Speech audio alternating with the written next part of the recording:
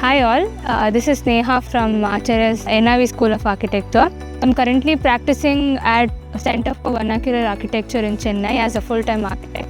And I would like to thank our institute for inculcating in me all the skills that are very, very important for an architect. As an architect, you need to have a lot of soft skills like communication, working with clients, and looking into details.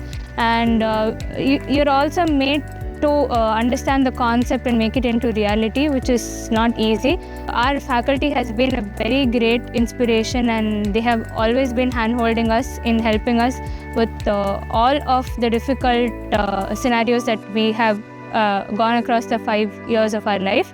So this is my journey as an architect, and our institute has helped me a lot in shaping my career.